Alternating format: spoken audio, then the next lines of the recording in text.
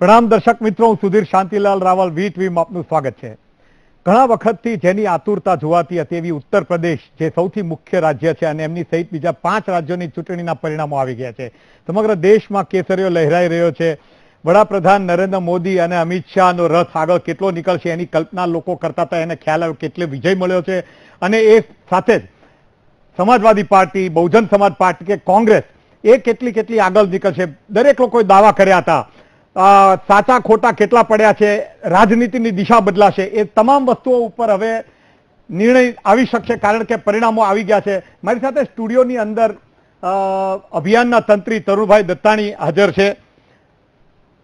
વંદનાબેન પટેલ જેઓ મહિલા મોરચા ગુજરાતના આમ આદમી પાર્ટીના પ્રમુખ છે અને મોહનભાઈ રખૈયા જેઓ બીએસપીના નેતા છે।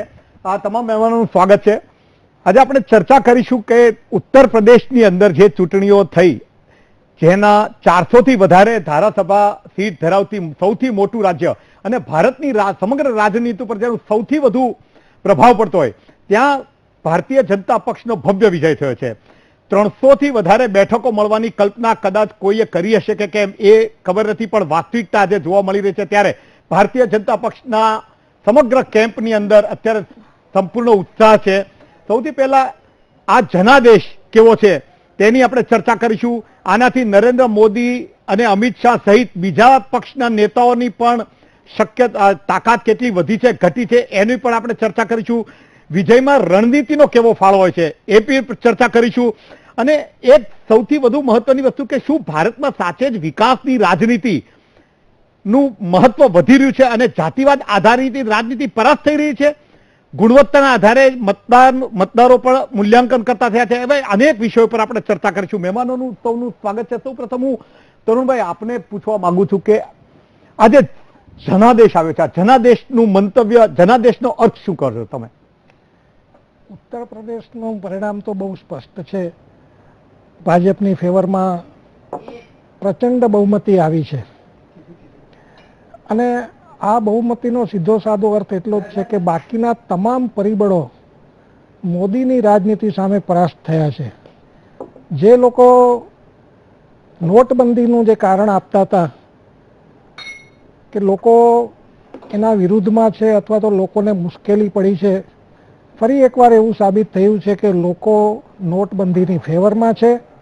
નોટબંધી એ ચૂંટણીમાં કોઈ બહુ મહત્વનો મુદ્દો હતો નહીં, ને હતો તો એ ભાજપની ફેવરમાં હતો। ઉત્તર પ્રદેશ છે એ જાતિગત રાજનીતિનું એક મોટું રાજ્ય છે જ્યાં એવો પ્રભાવ હોય છે, પણ આ ચૂંટણીમાં તો એવું લાગે છે કે બાકીના તમામ પરિબળો છે એ ગૌણ બની ગયા છે। ત્યાં સુધી કે દેવબંધની જે સીટ છે ત્યાં પણ જો ભાજપનો વિજય થતો હોય તો એવું માનવું પડે કે મુસ્લિમ કોમ્યુનિટી, લઘુમતી વર્ગ પણ એ ભાજપની ફેવરમાં હવે મતદાન કરતો થયો છે એવું સ્વીકારવું પડે એવી પરિસ્થિતિ ઉત્તર પ્રદેશમાં જોવા મળી છે।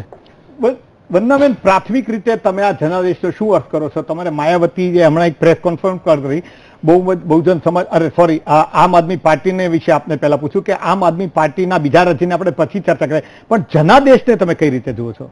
જનાદેશને ચોક્કસ માથા પર ચડાવવો જોઈએ। જનાદેશનો અમે સ્વીકાર કરીએ છીએ, પણ સાથે સાથે વડીલે જે વાત કરી એ વાત સાથે હું 100% સહમત નથી। એટલા માટે કે તમામ રાજ્યોના જે રિઝલ્ટ આવ્યા છે એની આપણે શાંતિપૂર્ણ રીતે એક વૈચારિક દ્રષ્ટિએ જો આપણે દીર્ઘદ્રષ્ટિથી વિચારીએ તો જે જગ્યાએ દાખલા તરીકે યુપીની અંદર અખિલેશજીની સરકાર હતી તો ભારતીય જનતા પાર્ટીને 26 વર્ષ પછી સમર્થન મળ્યું છે।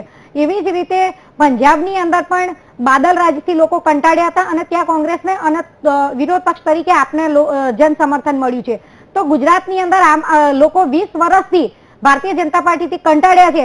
એટલે આ જે ચૂંટણીના પરિણામો છે એ જે રાજકીય પક્ષો શાસક પક્ષમાં હતા એમનો પરાસ્ત થયો છે। એટલે ગુજરાતમાં ભારતીય જનતા પાર્ટીનો આવનારા દિવસોમાં એટલે આપનું કહેવું છે કે જે અત્યારે એન્ટી કમનસીના કારણે ભારતીય જનતા પક્ષનો વિજય છે, જેવું આપનું